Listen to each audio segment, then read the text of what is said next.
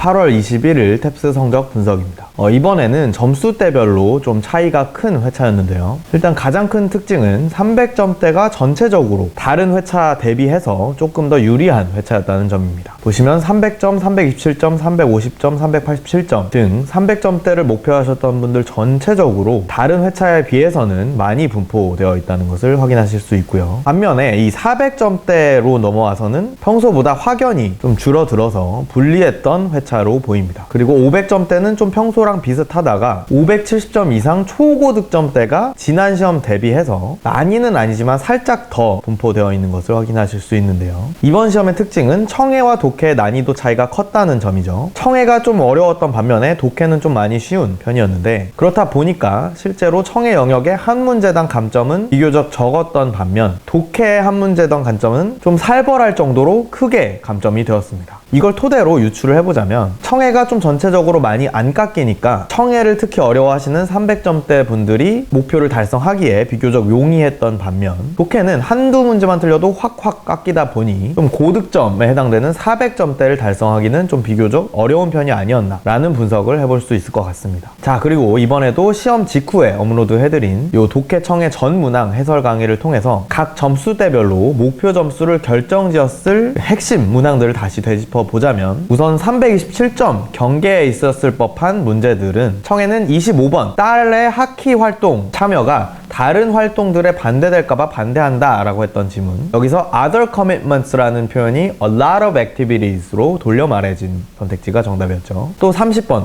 어떤 초등학교가 핵심 인력이 좀 많이 그만둔 이후에 망했다 라는 문제에서 core staff가 또 personal change로 돌려 말해진 선택지였고요. 또 독해 20번 GMO 농산물을 유럽에서 반대가 심한데 과학적인 근거는 없다, 이런 지문, 여기서도 research suggests otherwise가 not scientifically proven으로 돌려 말해진 선택지가 정답이었습니다. 이번 327점 문제들은 또 탭스 선택지 특유의 그 다른 단어로 돌려 말하는 특성을 정확히 캐치하고 안 낚였었어야지만 맞힐 수 있었던 문제들이 많이 출제가 되었습니다. 계속해서 387점은 청해는 15번 Baby 3 weeks earlier, 아기를 3주 일찍 출산한 동료에 대한 문제에서 Baby 3 weeks later, 아기를 3주 늦게 출산했다라는 상당히 솔깃할 만한 오답이 출제가 되었고요. 또 독해는 3번 회사에서 종이 사용을 줄이는 정책에 대한 문제, 여기서 이 회사는 그래도 이미 전국 평균보다는 덜 쓰고 있다라는 점이 언급이 되었는데, 이 정책이 전국 평균에 도달하기 위해서다라는 또 그럴듯해 보이는 오답.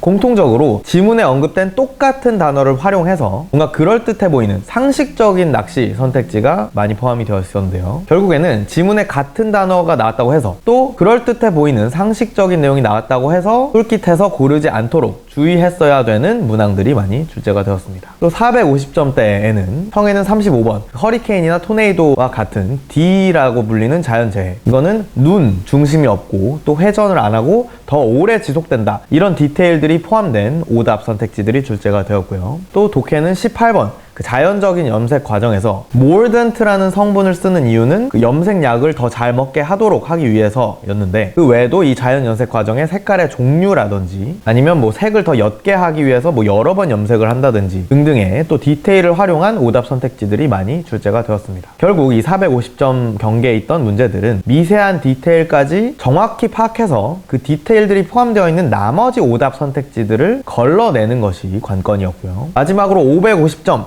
초고득점대의 문제들은 청해는 36번 경제 불황에는 공무원 월급을 올리지 말았어야 한다 류의 문제에서 had 공무원 salary remain kept, 적자는 아니었을 거다, 이런 도치 형태의 복잡한 문장 구조가 나왔고요. 이 문장이 정답을 걸러내는데 핵심적인 역할을 했었죠. 또 두 번째 긴 지문 골든 크로스, 뭐 데드 크로스, 이런 주식 매매법과 관련된 문제에서 39번 정답 선택지였던 indicators of projections going forward, 이 going forward가 미래라는 의미라는 걸 캐치했어야 된다는 점. 또 독해에서는 15번 점쟁이들의 어떤 예언 문구를 완전히 내 얘기처럼 해석한다는 문제에서 그 지문과 정답 선택지 돌려 말하기에 사용되었던 generic과 general은 일반적이라는 의미인 반면에 specific과 personal meaning은 완전히 개인적이라는 의미라는 점. 이렇게 정답에 결정적이었던 문장이나 정답 선택지에는 상당히 까다로운 문장 구조와 또 단어의 쓰임새를 확인할 수 있었는데요. 단순히 좋다 나쁘다 이런 이분법적인 수준을 넘어서 정확하게 그 문장의 의미를 파악을 했어야지만 정답을 고를 수 있었던 문제들이었습니다. 자, 이 문제들을 포함해서 8월 20일 시험에 출제되었던 모든 문항에 대한 설명은 요 기출문제 전문항 해설 강의를 참고하시고요. 지난 시험에 뭘 틀렸고 어떤 점이 부족했는지를 정확히 파악하셔서 다음 시험에 효과적으로 대비하시길 바라겠습니다. 또 여느 때처럼 오늘 성적 발표일에도 목표 점수를 달성하신 수강생분들이 소중한 후기들을 굉장히 많이 남겨주셨는데요. 촬영 시점에 벌써 16분이 남겨주신 걸로 보아 아마 며칠 동안 더 많은 분들이 남겨주실 걸로 예상이 됩니다. 이 후기들은 단순히 저희 커리큘럼에 대한 광고성 내용이 아니라 실제 이 목표 점수를 달성하신 분들이 이 점수를 달성하시기까지의 상세한 공부 과정이 담겨 있습니다. 어떤 점이 중요했고 어떤 점을 취사 선택했는지, 공부 중에 의심한 적은 없었는지, 이런 점수 달성에 대한 꿀팁들이 많이 담겨져 있으니까 꼭 참고해 주시고요. 바로 보실 수 있게 댓글에 링크를 남겨드리도록 하겠습니다. 또 혹시라도 목표 점수를 달성하신 수강생님들은 저희가 응시료를 현금으로 환급해드리고 있으니 본인의 점수 달성 비결을 많이 공유해 주시길 부탁드리겠습니다. 또 탭스 공부를 계획하고 계시거나 이미 하고 계신 분들의 경우에는 이 점수대별 공부법 영상 혹은 점수대별 맞춤형 커리큘럼을 통해서 내 점수에 필요한 공부만 선별적으로 하시길 권장해 드리고요. 시간 낭비 없이 효율적으로 공부하셔서 빠르게 목표 점수를 달성하시고 인증해 주시길 기원하겠습니다.